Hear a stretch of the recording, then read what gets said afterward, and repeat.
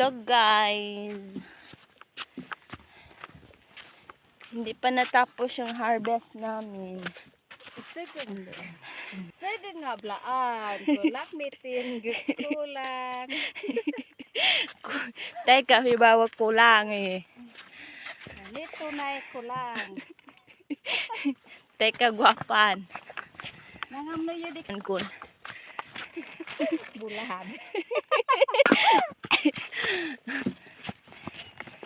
Naisigal ibon blaan.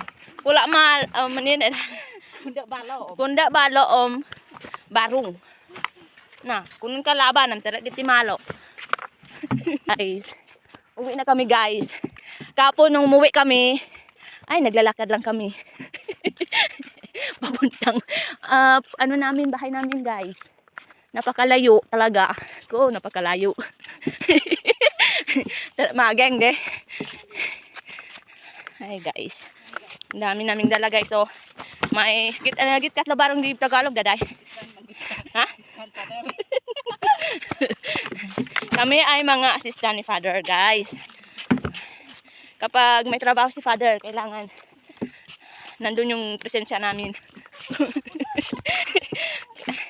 Kasi hindi matapos yung harvest ng mais niya guys kung wala kami. 3 days masakit ang katawan namin. 3 days din kami nagbabad sa araw. Pero maganda pa rin kami guys. Tingnan nyo. May skincare pa. Kahit mainit ang araw. Oh guys, nagalo na ni. Nagalo ng timinubu. Na nagkulang. Ay, leg. Kaplayam. Sige. Sige. Na! Dapat guys, ay mana tuloy kilometro. Kaplayam para kami ni guys. Kaninang umaga, talemik mana. Talemik muli, talemik mana. Ako kaflayam ni. Kaflayam dad nga blaan ni.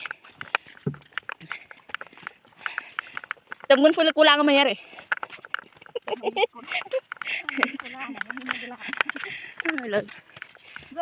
Hello mga kasister. Nakita nyo yan.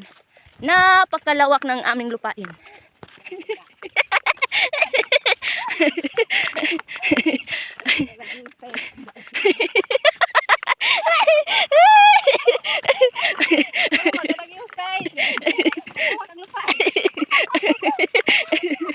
Napakalawak ng aming lupain guys. So, tingnan nyo yan.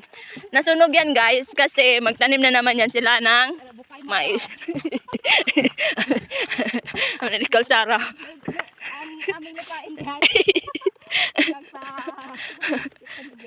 Ang dulo.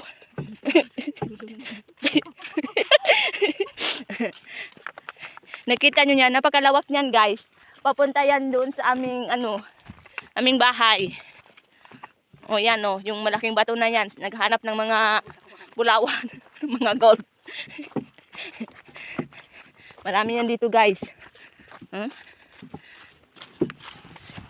Yan guys is ang aking maisan. Ang aking maisan.